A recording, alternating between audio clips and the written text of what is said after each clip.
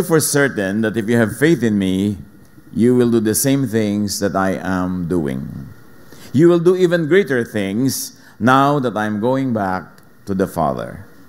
Ask me, and I will do whatever you ask. Ask for more. Lord, we thank you that we can ask of you. Salamat, Panginoon, na kayo ay nakabukas palad, bukas ang inyong pandinig sa aming mga panalangin. At ngayon, Panginoon, ang hinihiling namin, kayo pong mangusap, mangaral, magturo, kaluwalhatian niyo ang aming pagsalusaluhan at liwanag niyo ang aming maging gabay. Lead us, teach us, Father. In the name of Jesus, your Son, we pray with thanksgiving. Ask for more. Ano mga hinihiling niyo sa Panginoon ngayong araw na to? Kahapon.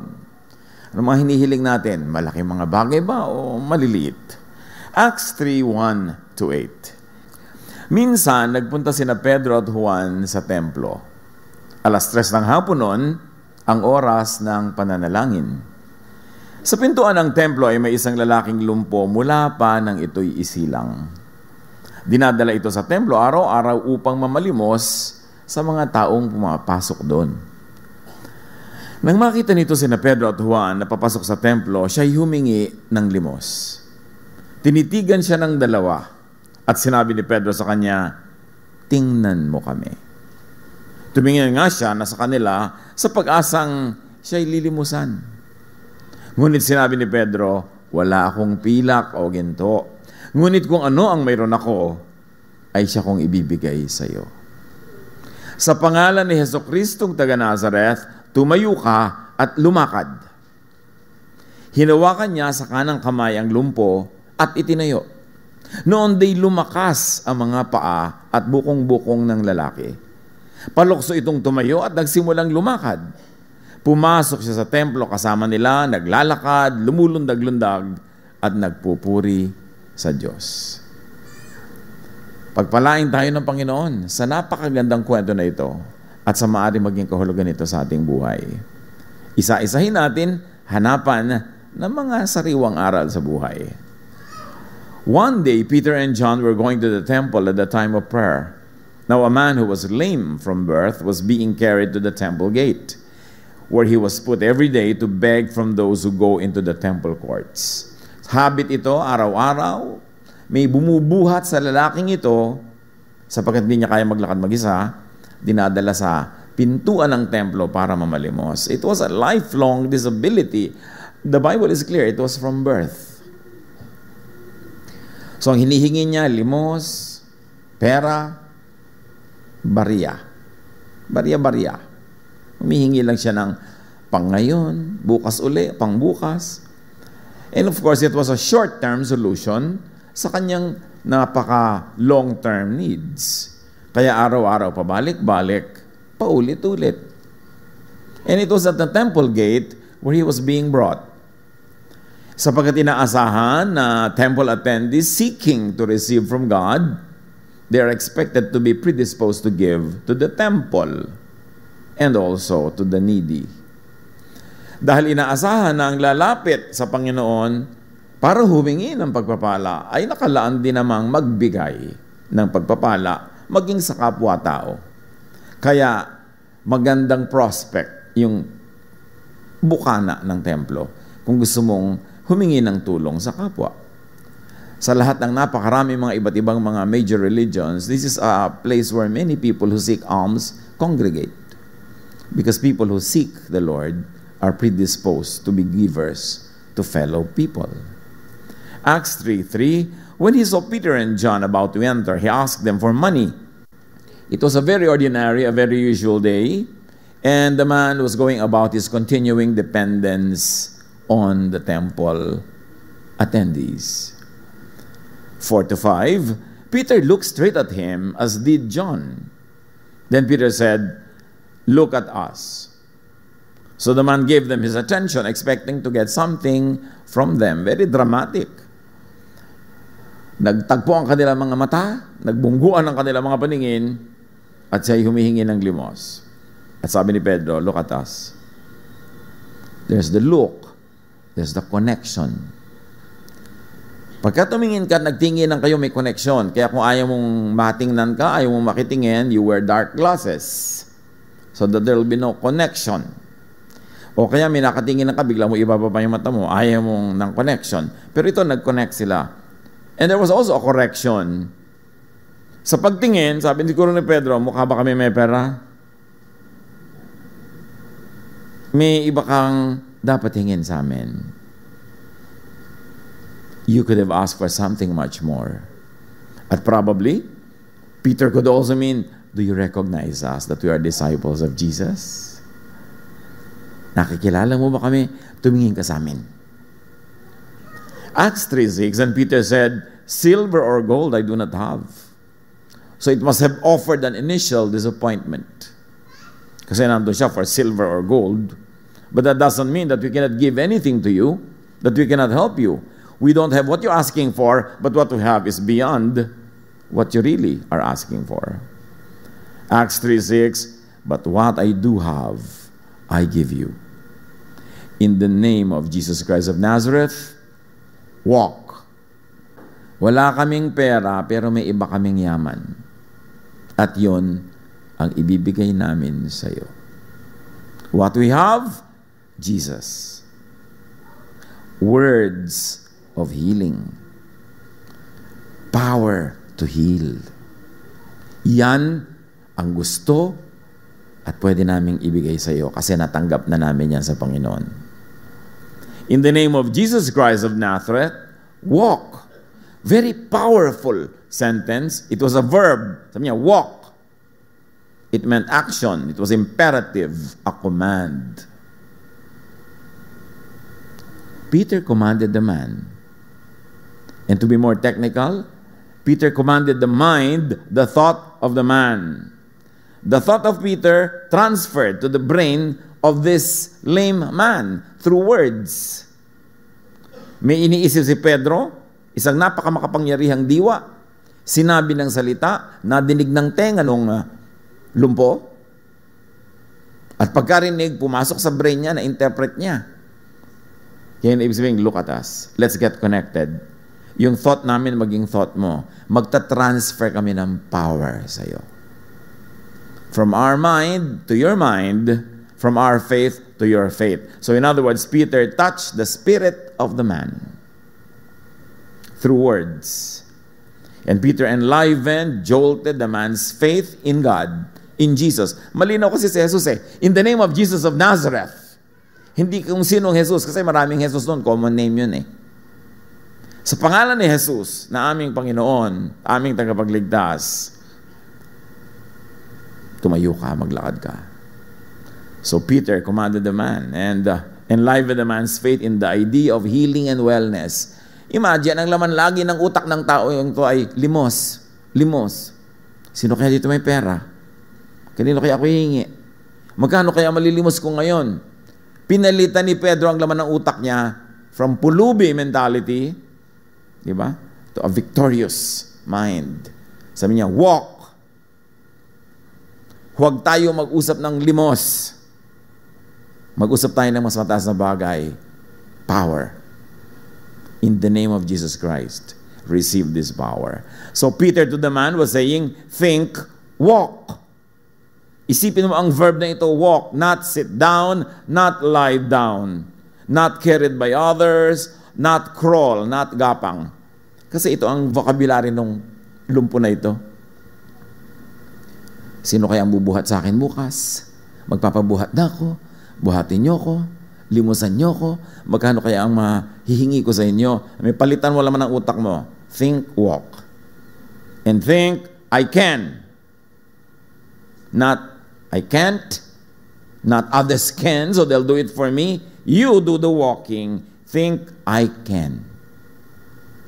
You see, may napapalitan. Sa isang salita, walk. Pinapalitan niya yung laman ng isip. Kasi ang isip ang makapangyarihan. What you think becomes you. What you do not believe in cannot be what you are. And sabi ni Peter, think, I will. Sabi niya, walk. Hindi niya, please walk. Do you mind walking? Sabi niya, walk. Hindi, ang inasam niya, I will do it. Yan ang isipin mo, not I won't. Not others will do the walking for me. And it's in the present tense, imperative. Sabi niya, walk. Peter was saying, think I am walking. It's in the present tense. Not I will walk someday. Future tense is not yet happening. A powerful prayer is in the present tense. Lord, pagalingin mo po ako. Sasabihin ni Lord, sige. Nasa na po? Eh di ba naka-future tense ka pa? Hindi pa nangyayari. Kaya kailangan naka-present tense. Mark 11:24, sabi ni Jesus, therefore I tell you, whatever you ask for in prayer, believe that you have received it. Past tense, and it will be yours. Future. Nakita niyo yung laro sa oras? Kung ano ang hinihingi mo, paniwalaan mong tinanggap mo na. At pag piniwalaan mong natapos na, tinanggap mo na, then tatanggapin mo na. Kailangan ipwesto mo yung utak mo sa kondisyon na, yes, tinanggap ko na. And that positioning of your faith attracts the blessing that you want. Si Jesus ang nagsabi niya na, sabi niya, believe that you have received it, past tense, and it will be yours. Let make the miracle happen by faith, in spirit, in your mind. Kailangan nasa mind mo muna mangyari.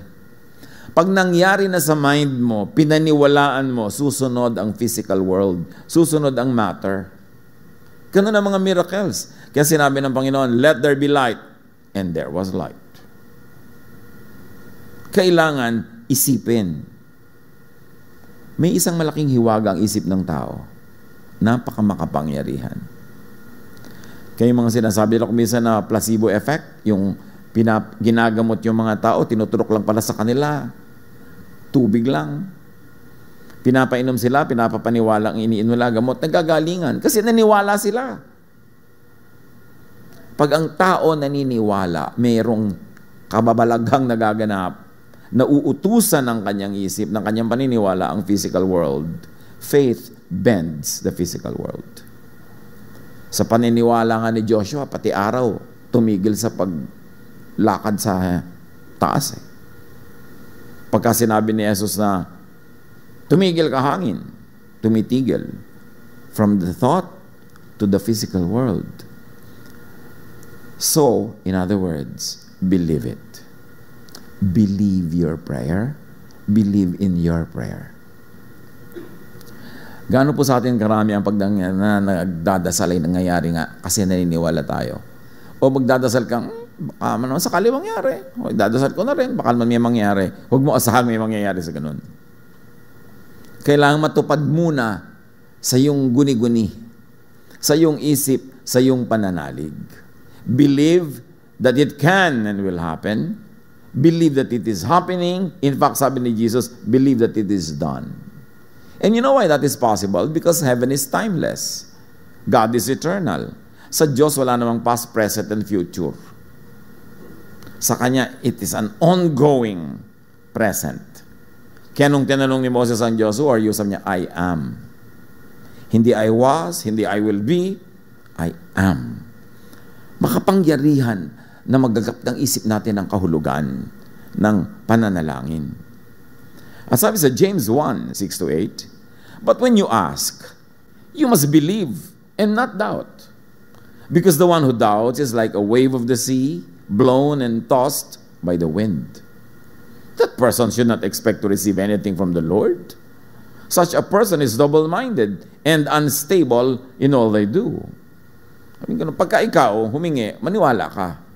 Kung hindi mo rin lang paniniwalaan, huwag mo na hingin. Sayang lang pagod mo. Pagka ikaw'y nag-aalinlangan, para ka daw na sinisiksot-tiksot na alon sa dagat, nilalaro-laro ka lang ng hangin, ganun, wala ka naman talaga napupuntahan, paikot-ikot ka lang doon, ganyan ang katulad ng isang taong walang pananalig. Huwag umasa na makakatanggap ng anumang makabuluhan mula sa Diyos. Mark 11:25, and when you stand praying, If you hold anything against anyone, forgive them, so that your Father in heaven may forgive your sins. So may isang elemento pa ito ng powerful prayer. Kakambal ng asking for blessing is forgiving. Or if you want to play with words, kakambal ng asking is giving. Forgiving. At napakalakas ng ganung paghingi. Kaya yung pulubi nandun sa templo, kasi hihingi yung mga mananalangin, nagbibigay din muna sila. Kakambal kasi ng paghingi ang pagbibigay. Merong cycle and circle of giving and receiving. Kaya kung itutuloy natin ang kwento, sabi ni Pedro, walk. Acts 3:7-8. Taking him by the hand, he helped him up, and instantly the man's feet and ankles became strong. Merong body contact. There was help. And this kind of body contact are defining elements of the Jesus touch. Talagang disciple ni Jesus itong si Pedro. Si Jesus kasi lalagyan pa niya kumisa ng laway yung mata ng bulag. Hahawakan niya yung may ketong. Hahawakan niya yung higaan ng patay.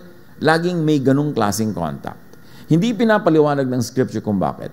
Pero tayo man, di ba? Yung contact napakahalaga. Yung mamaya, nagkakagalit kayo, tapos kinalabit ka lang niyang konti sa batok, bati na kayo. Sabi ng lumang kanta nun, touch my hair as you pass my chair. Little things mean a lot. May contact. Kaya mahirap yung tao na isolated. Dapat meron kang connection with people, with nature, and of course with the Spirit of God. And take note of the simultaneous reaction of the physical body to the Spirit, to the Word, to the thought. As soon as Peter said, walk, and then lifted him up, nag-react yung buong katawan niya sa sinabi. Pinaniwalaan niya. Kasi kung hindi niya pinaniwalaan, hindi tatalab. Kaya kahit yung mga nagmi-meeting, meron silang mga pinagdarasal, o meron silang hinihiling-hiling, sasabihin iba, walang kokontra. Kasi pag ikaw kinokontra mismo ng isip mo, yung pinananalangin mo, hindi mangyayari yun. Kailangan mag-flow. So, he jumped to his feet and began to walk. And not only just walk. Then he went with them into the temple courts, walking and jumping and praising God. Ang tagal na nung taong hindi nakakalakad, pagkalakad niya, dumiretso sa templo para magdasal. Yung iba pagkalakad, diretso sa party. Diretso sa pagpapasarap at mga kung ano-ano, na hindi naman sana masama kung inuuna mo muna to enter the temple and give thanks and worship God. So saan natin dinadala yung paa nating nakakalakad? Saan natin dinadala yung kamay nating nakakakilos, katawan nating masigla, dinadala ba natin sa gawain ng Panginoon? Kailangan yun ang inuuna. Yun ang inuna niya sa dinami-rami ng pwede niyang pagpiliang gawin. At hindi lang siya basta naglakad, he was jumping, leaping, praising God. May feelings. Pag may ginagawa tayo para sa Panginoon, dapat may feelings. Kasama yung puso, damdamin at katawan. May gana, may sigla. So, there is a layman in each one of us. Bakit natin pinag-aaralan ito? Kasi tayo rin ang taong ito.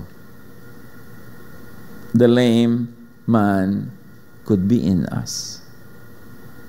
So, ang tanong is, what could be your lameness or weakness? Gawin natin personal ang kwento. Tayo yung lame. Probably it's not a physical lameness, but an emotional one. Maraming mga tao are emotionally lame. Hindi sila makalakad mag-isa. Hindi sila sumasaya na mag-isa. Kailangan lagi may ibang tao. Hindi nila kayang libangin ang sarili. Kailangan merong ibang gagawa nun para sa kanila. Lagi silang may mga takot. Hindi sila makapanindigan mag-isa. What limits you? What makes or keeps you poor or lacking or unable? Maybe materially, but mostly emotionally and spiritually. What is your disability? para pakinabangan natin ang kwento ng taong ito, ang kinin natin yung kwento. Baka tayo nananakawan, nasisira ng kalaban in many ways. Kasi ang sabi ng Panginoon sa John 10:10, the thief comes only to steal and kill and destroy. I have come that they may have life. Tayo, magkaroon ng life and have it to the full. What prevents you from having a full life? Are you an emotionally weak person? Always dependent on others, on other people's approval? Are you always dependent on the people's presence? You always need someone to complete you. Mga ganong mga drama. Diba? Meron tayong mga disabilities. Kaya tayo yung tao na yan eh. Iba-iba lang. Meron kailangan mo na magandang damit para ka ma-feel secure. May kailangan na meron ka mang tapakan at madaig para ka you feel happy about yourself. Meron tayong mga ganyan. And still, Jesus is the answer. Imposibleng wala tayong ganito. Kaya kung iisipin natin yan, overcome your lameness. Overcome your weakness. Stop thinking I'm weak. Stop thinking I cannot. Stop thinking na kawawa ako, api ako, wala akong magagawa. Stop thinking, heal and walk. The story is there for us to benefit from, not only to ogle and entertain and get entertained. Receive full life from Jesus. That's what He wants for each one of us. Na ikaw ay tumayo, lumakad, magtatalon, magsasayaw into the temple and into your life. Pero paano nangyayari yun? Paano nga ba tumanggap ng pagpapala itong taong ito? Sit at the gate. Sit by the stairs to the temple. Anong kahulugan nun? You beg, you seek on the way to the temple, to God. Sa No Limit Tangere, introduction ni Jose Rizal, ba't niya sinulat ang No Limit Tangere? Bakit niya daw isinulat yung mga nangyayaring mga katiwalian sa ating lipunan? Bakit daw bubuklatin niya ang malakanser na sakit ng ating lipunan? Sabi niya, gagawin ko sa iyo, Pilipinas, ang ginagawa ng mga sinaunang tao sa kanilang mga may sakit. Inilalantad sila sa mga baitang ng templo upang makapagmungkahi ng lunas ang sino mang dumarating na mananawagan sa bathala. Ang lalim-lalim talaga niya si Rizal, pero naaarok naman. Sabi niya, yung mga may sakit nung araw, dinadala nila sa paanan ng templo para kung may darating mananawagan sa bathala, especially mga banal na tao na may mga alam sa paggagamot, bubuklatin ang sakit, tatanggalin ang takip. Pag may dumaraan, inaasahang may magmumungkahi ng gamot. Kaya sa mga doktor, di ba tayo naguhubad? Kailangang makita. Kaloob-looban ng buto mo, kailangan makita ng mga machine para makapagmungkahi sila ng lunas. Kaya ang sakit, dinadala sa paanan ng templo para madaanan ng mga taong gagamitin ng Diyos para makapagmungkahi sila ng kagamutan. Kaya ating ipinagtatapat sa Diyos. Inaamin, inaako, inihihingi ng kalinisan. Sobrang naging effective ang ministry nitong sila Pedro. Kaya sa Acts 5:15, people brought the sick into the streets and laid them on beds and mats so that at least Peter's shadow might fall on them as he passed by. Napaka-epektibo ng pagkilos ng Panginoon kila Pedro at naniwala ang mga tao na ang kanilang presensya, ang kanilang paghipo, ang kanilang pagtuturo ay nakapagpapagaling, na ang mga may sakit ay inihahain nila at inilalatag, inihihiga sa mga daraanan ni Pedro. Inaasahang matamaan man lang ng anino niya ay gumaling. Ang mga anak kasi ng Diyos na kinakasihan ng Espiritu, pag nagsalita, may nabe-bless. Pag kumilos ang kamay, may nagagamot. Pag naglingkod, may napapabuti. Tulad ng nangyari kila Pedro. Ganon kaya ang inaasahan ng mga tao pag nagme-minister tayo sa kanila na may mangyayari, mapapabuti sila, makikita ang mga sagot sa tanong, ang mga hina nila ay lalakas, ang mga kanilang mga pag-aagam-agam at mga pagdududa ay mapapalitan ng matibay na pananalig, gagaling ang mga sakit ng kanilang emosyon, ng kanilang espiritu, maging ng katawan. Because that shadow can now be the teaching about Jesus. Maraming equivalent yung talinghaga ng shadow. Pag Bible study teacher ka, nagtuturo ka na magaling, parang dinaanan ng anino mo sila na actually anino ng salita ng Panginoon na dala-dala mo lang, gumagaling sila. Pag ikay mga awit at umawit ka ng in the right spirit, kinakasihan ng espiritu at kapangyarihan yung awit mo na yung nakakarinig nun, lingid sa yung alam, may mga sugat na gumagaling. May mga kahinaang lumalakas, may mga kadilimang naliliwanagan, may mga kalikoang naitutuwid. Pag ang mga tao ay naglilingkod, sa anumang paraan, kinakasihan ng Espiritu yung kanilang paglilingkod at may gumagaling. The shadow can now be ministrations in Jesus' name, pronouncements by faith. You may nag-pray para sa iyo, may nagbigay sa iyo ng payo, may nag-counsel, and the Spirit of God touches you, and you walk. Emotionally, spiritually, and even physically. So, tayo, bilang yung mga lame na ganyan, na nangangailangan ng paghipo ng Panginoon, ng pagpapalakas niya, position yourself not wrongly, but correctly. Position yourself in the path of blessings. Maraming pinto na pwedeng doon ka humandusay, mag-abang ka ng dadaan. Saang pinto tayo nag-aabang? Yung bang pinto patungo sa templo? Nadadaanan ng mga taong pwede mong asahan na dadaluyan ng pagpapala ng Diyos.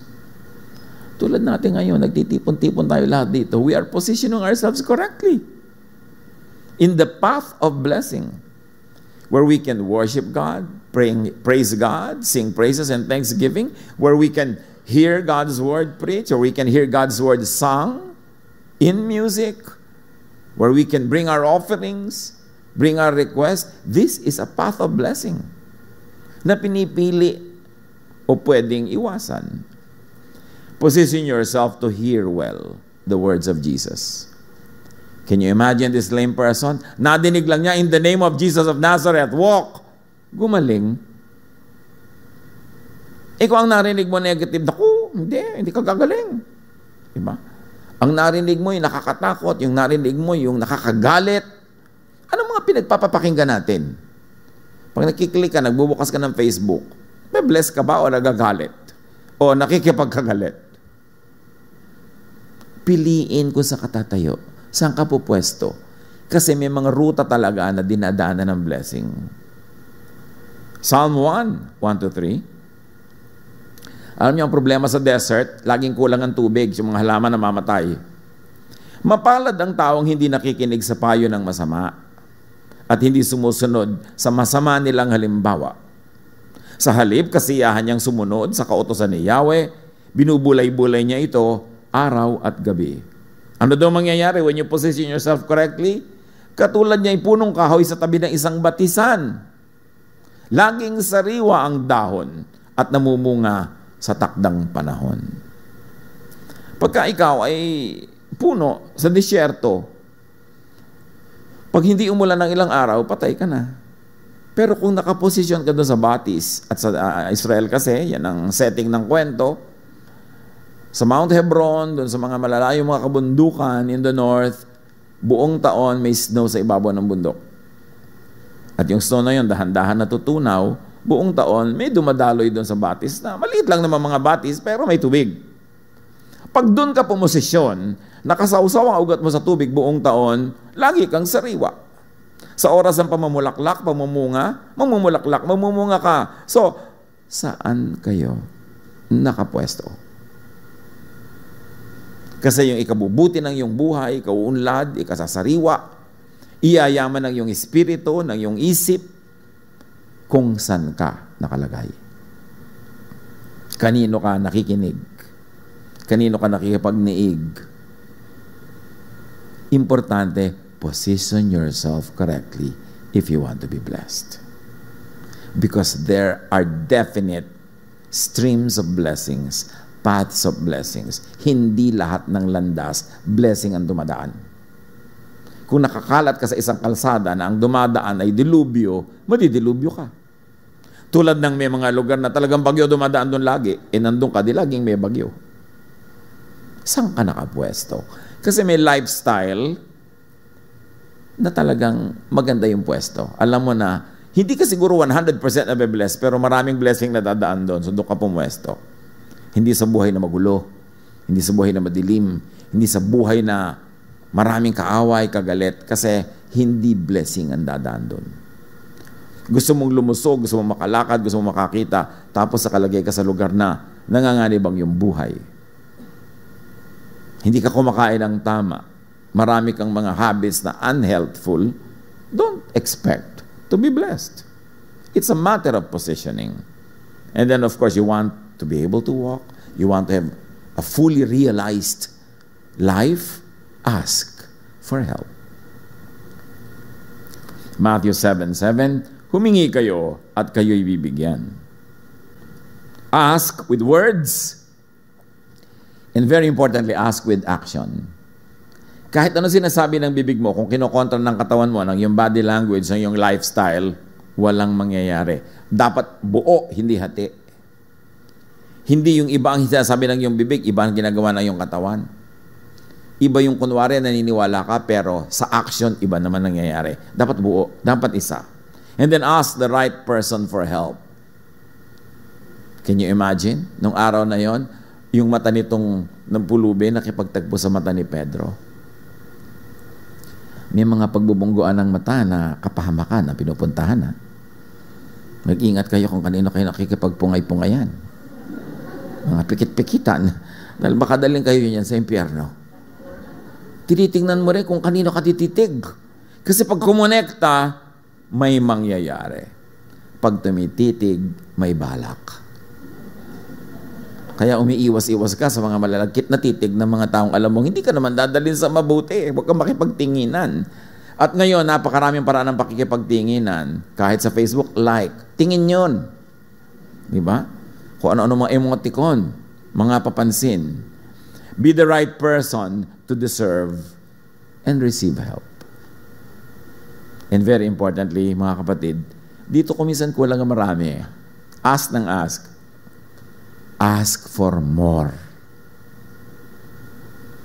Huwag kayong humingi ng barya. Huwag kayong humingi ng limos.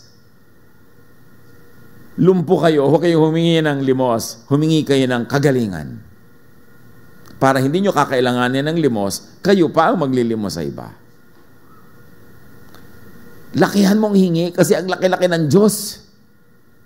John 4:10, sumagot si Jesus, kung alam mo lang ang kaloob ng Diyos. At kung sino itong humihingi sa iyo ng inumin, ikaw ay hihingi sa kanya at bibigyan kanya ng tubig na nagbibigay buhay. Yung babae kasi nakikipagtalo kay Jesus. Sabi ni Jesus, pahingi ngang maiinom. Ba't mo kinihingan ng mainom? Hudyo ka, ako hindi nyo kaibigan. Samaritan ako. Paano ka iinom? Wala ka naman panalo. Kung ano nung isyong ginagawa ng babae. Sabi ni Jesus, kung alam mo lang kung sinong kausap mo, hihingi ka ng buhay mula sa tubig, ng tubig na nagbibigay buhay. So, huwag humingi ng kung ano-ano. Huwag humingi ng barya lang. Humingi ng malaki. Kausap mo ang Diyos, ba't di ka humingi ng blank check? Kaya mo bang ubusin ang yaman ng Diyos? Pero tinatawaran natin yung ibang Lord, ito na lang po huling hingi ko na. Bakit di mo dami? Ba't huli? Humingi ka pa uli bukas. Mabait kasi ang Diyos eh. Akala natin laging kailangan mong palitan, laging transactional, laging meron kang, Lord, hindi po ako kakain ng masarap, ibigay nyo lang yung kailangan ko. Dapat, Lord, kakain po ako ng masarap at ibigay nyo po yung kailangan ko. Because siya ang ating Ama. Walang mabuti na hindi niya ibibigay. Huwag humingi ng mga buhat lang. Kung ikay lumpo, humingi ka ng kakayahang tumayo. Huwag humingi ng limos lang. Humingi kayo ng puhulang pangnegosyo.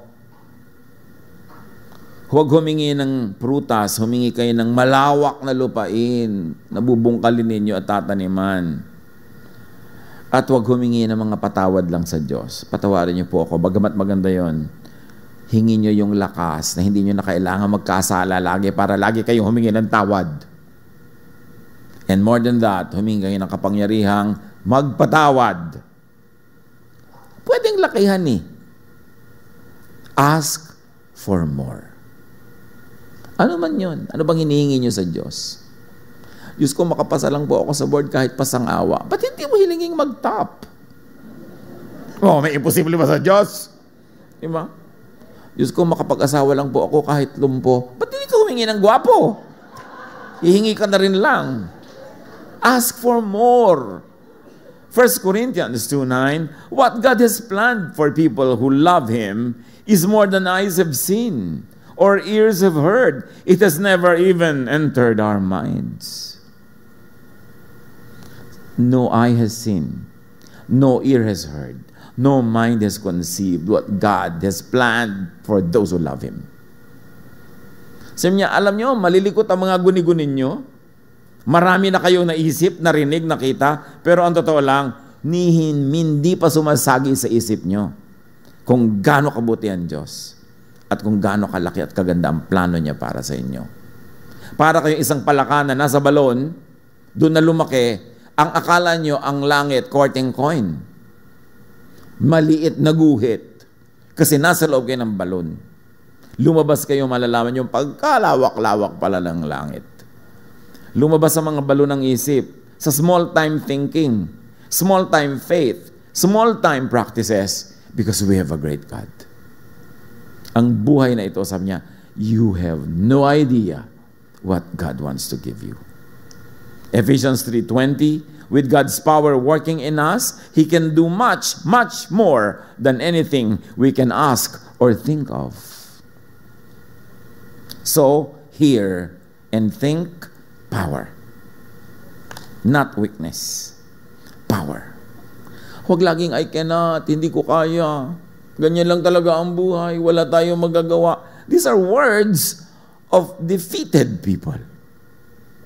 Dapat victorious. We can because of God. Alam sabi ni Pedro? In the name of Jesus Christ of Nazareth, walk. Lumpo mula nung pagkabata, ni hindi naranasang maglakad. In a matter of seconds, tatalon-talon, sasayaw-sayaw. Walang imposible sa Diyos. Huwag niyo lalagyan ng limit ang pananalig. Acts 1:8, but you will receive power when the Holy Spirit comes on you. We are people of power. We should be people of power.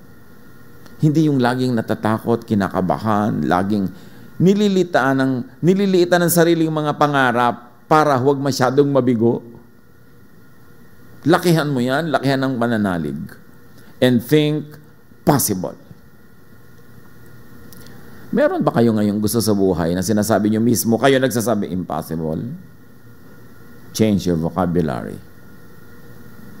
Sabi ni Mary, ka-virgin kong tao, magkakaroon ako ng anak.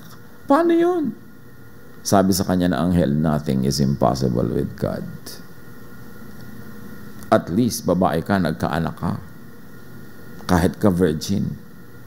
Sabi gano'n, si Adan nga, walang ama, walang ina, naging tao. Hindi ba? Kaya tinatanong na iba, si Adan po kaya merong pusod? Ano siya? Palaka. Kasi po, di ba, hindi siya pinanganak, di wala siyang pusod. Yung papalitin mo yung laking istorya sa mga ganung mga pag-iisip. Kailangan lawak ng pang-unawa mo at pagtanggap ng kahit di mo na unawa. Hindi ko naintindihan yan, pero alam yan ng Diyos. And I'll believe that God loves me and that God's love can do many great things for me. Think possible. Gaano karami sa inyo ang lumaki sa hirap na muntik nyo nang tanggapin na mahirap na lang kayo hanggang mamatay, pero nanalig kayo minsan isang araw, you saw nakakita. Diba? Wala nang one bird, isang ibon. Sobra na. Tapos ginawa nyo, tapos lumaki ngayon, hindi na kayo poor. Tapos sabi nyo, posible? Abot kamay pala ang mga bagay. Napaka-posible. Luke 1:37, walang anumang bagay na hindi kayang gawin ang Diyos. Anong kailangan nyo? Anong gusto nyo? Anong inaasahan nyo? Manalig kayo. Humingi sa salita at humingi sa gawa. Diyos ko, payamanin niyo po ako. Pero lagi ka nakatihaya at natutulog. Paano kaya yaman? Siguro pag may magbabayad na sa laging tulog, baka yumaman ka. Kailangan, hindi lang salita. Yung action mo, kikilos ka. Because your action and your words and your thought will attract the blessing that you want. Mark 9:23, sabi ni Jesus, kung may magagawa ako, mangyayari ang lahat sa sinumang may pananampalataya. Sabi ni Jesus, hindi ako ang issue. Natural, magagawa ko yan. Pero naniniwala ka ba? Hindi yung kakayahan ko ang nakataya dito, kundi yung naniniwala ka ba? So napakalaking bagay mga kapatid to develop our faith. To practice that faith.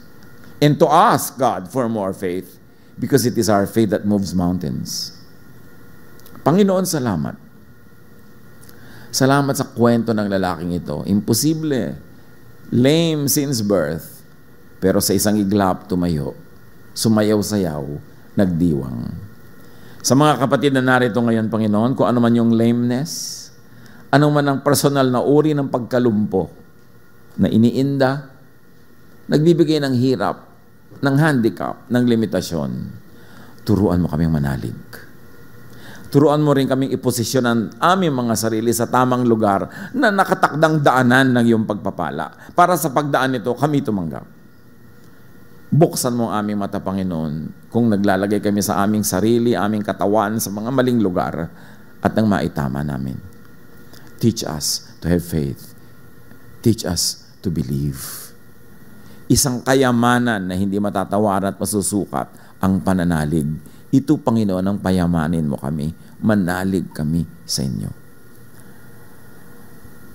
Mga kapatid, ngayon din, ipanalangin niyo sa Panginoon. Hingin at paniwalaan niyong tinatanggap niyo na ang anumang bagay na gustong-gusto niyo, kayang-kayang ibigay ng Diyos. Ang humahadlang lang ay pananalig sa ilang saglit.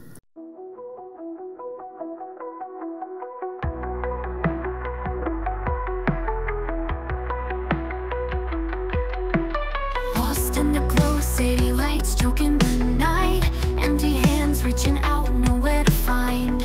Broken dreams like shards beneath our feet, echoes of whispers, no soul can be. Eyes wide open, can't see through the haze.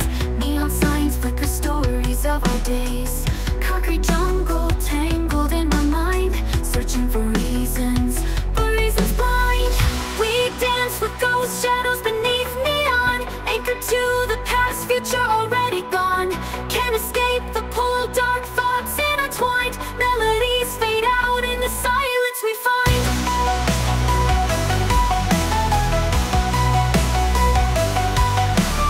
Rain falls hard, washing away our sins. Memory fragments, where do we begin?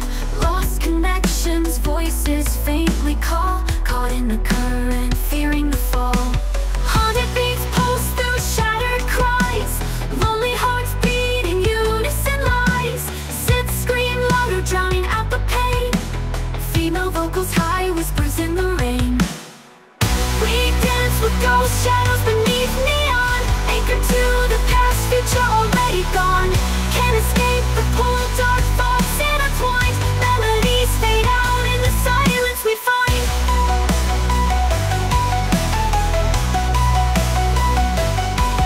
We dance with ghosts, but shadows can fade. Letting go of the past, a choice to be made. Break free from the pull, rewrite the design. Melodies rise up, a new strength we find. Rain falls hard, washing away our sin. Rain falls hard, washing away our sin. Rain falls hard, washing away our sin. Melodies rise up, and new strength we find. Rain falls hard, washing away our sin. Rain falls hard, washing away our sins. Rain falls hard, washing away our sin. Melodies rise up, and new strength we find. Heartbeat, a rhythm, a steady refrain. Breaking the silence, washing away the rain. Hope ignites a spark, a fire in our eyes. Together we'll rise under brighter skies. We dance with ghost shadows beneath neon,